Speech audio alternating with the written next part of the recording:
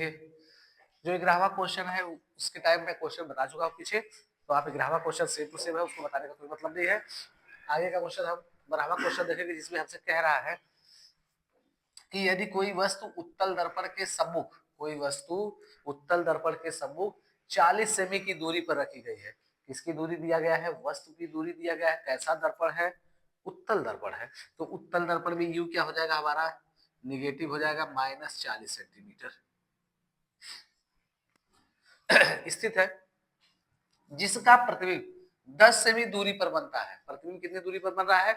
10 semi दूरी पर बन रहा है, यानी V बराबर 10 सेमी। क्योंकि उत्तल दर्पण है, उत्तल दर्पण है तो उत्तल दर्पण में सिर्फ हम जानते हैं U निगेटिव होता है। उत्तल दर्पण में सिर्फ U निगेटिव होता है और V क्या होता है? पॉजिटिव होता है। कह रहा है दर्पण की फोकस दूरी ज्ञात कीजिए, यानी F आपको ज्ञात करना है।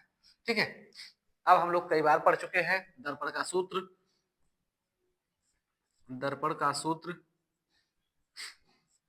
1/F बराबर 1/V प्लस 1/U के। 1/F बराबर 1/V प्लस 1/U के। हमको क्या निकालना है? F निकालना है, तो 1/F को हम यहीं पे रहने देते हैं। 1/V का मान 10 प्लस 1/U, U का मान -40। 1/F बराबर 1/10 प्लस माइनस 1/40। हम जानते हैं बड़ी संख्या लासा होती है, लेकिन फिर भी आपको दिखा देते हैं। 40 और 10 का लासा निकाल लेते हैं।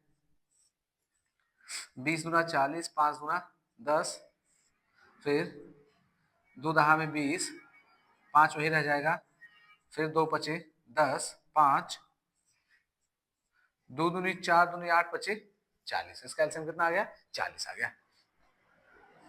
1/F बराबर 1/40। 10 चौक को 40, 4 माइनस 40 एकम 40 के। 1/F बराबर 3/40 के। फिर ये गुणा हो जाएगा इसका, तो ये गुणा हो जाएगा, हमारे पास बचेगा 3F बराबर 40 के। तो F बराबर 40/3 सेंटीमीटर। ये हो जाएगा इसका आंसर। एकदम आसान सवाल था।